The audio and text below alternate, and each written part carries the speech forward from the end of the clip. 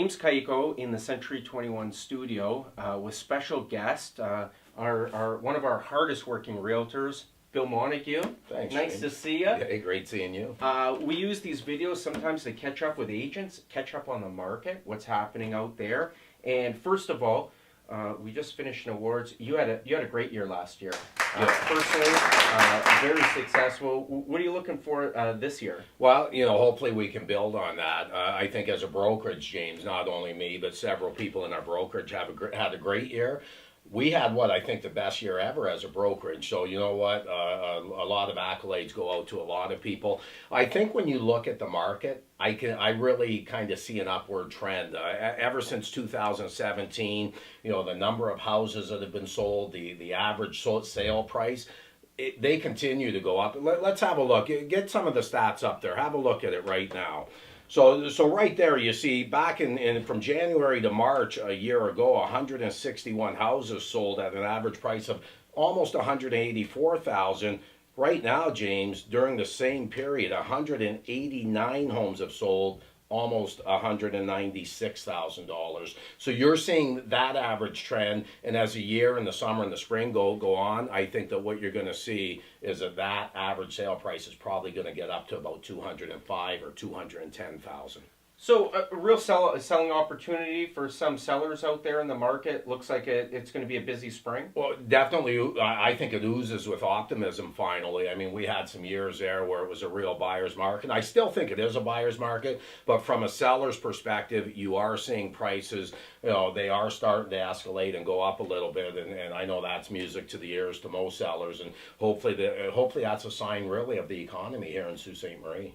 So now, as buyers and sellers prepare for the spring, what's one piece of advice you could give buyers as they prepare for that spring market? Yeah, the number one thing, get pre-qualified. I mean, we see so many buyers, and sometimes we as agents can spend a lot of time with buyers, and I certainly have no problem with that, but know where you're at. Know how much money you can actually spend on a house before you start looking at $300,000 houses, and then all of a sudden maybe you only qualify for a $250,000 house. And we know with some of the new mortgage rules there, it is more difficult to qualify now. So get pre-qualified, get a pretty good idea of where you stand. That's great advice, and a realtor always facilitates every aspect of the sale. That's something you could help them out if they don't know where to turn or where to go or how to initiate that. You can help. Oh, right? Absolutely. I mean, that's one thing that we really have access to great lawyers that we deal with on almost a daily basis, great mortgage agents. And, right here at Centum, there's some great mortgage agents here, but also abroad. They can be at a bank or wherever, but get pre-qualified, know where you stand before you waste your time, and maybe you're looking at homes that you simply can't afford. Yeah, so now to sellers. There are some people, like you said, there might be some pent-up demand coming into this spring. People that thought of selling maybe last year or the year before, they're going to do it this spring. What advice do you give sellers, whether it be in simple advice on staging or timing? What advice can you give sellers? A couple things, actually that come to mind. I just had this conversation the other day with someone. 3-bedroom homes are really, those are the homes that sell the most in this city. The 2 bedrooms and the 4 and the 5 2 bedrooms, definitely not as much. I see some people wanting to go from a 3-bedroom upstairs to only a 2-bedroom. Keep in mind that when it comes time to resell that house down the road, the 2-bedroom homes do not sell as well because they're just not conducive to family living. Hey, declutter. You have to declutter. You want to get your house. Yeah. And the one thing I find when a prospective buyer walks into a nice, clean house that kind of has that openness to it, right away they just are so attracted to it. So declutter and keep things nice and bright and clean. And I see that declutter is really important too when they go to take photos, because so many people are screening and vetting listings online that you want those pictures and you want that display of your house to be really crisp and clean. Well, you do, and that's why a lot of us here at Century 21, we actually hire a professional photographer for that very reason, James. That it is so imperative that a house looks good online, because that's kind of someone's, first kind of peek into your home. They're going to go online and they're going to look at pictures.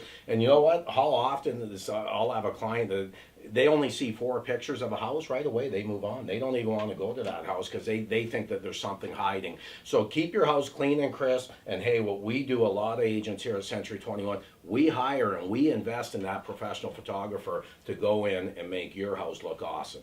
And lastly, if someone has some advice on staging, on how their house should look, or what they should do to their property to prepare for sale, they can call you, no obligation. You come give them some good advice in just a quick walkthrough. Absolutely, and it's never a waste of my time, and I know you feel the same. That, you know, whether we ever do business down the road, I feel that's my professional job, is to come in and give you some advice. I hope that maybe somebody will, you know, those people will use me in the future, but we are here to provide advice, good professional advice, and we've been in the market and we're in homes all the time. One other thing I want to talk about, buying privately.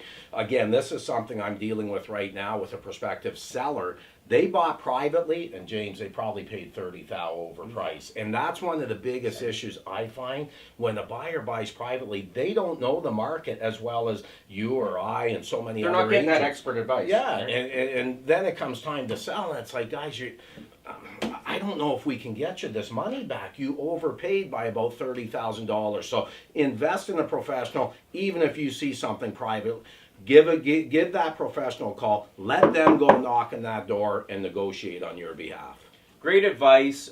Don't hesitate to contact a professional like Bill Montague, one of the hardest working realtors at Century 21. Thanks for your time, Bill. Thanks a lot. I appreciate it.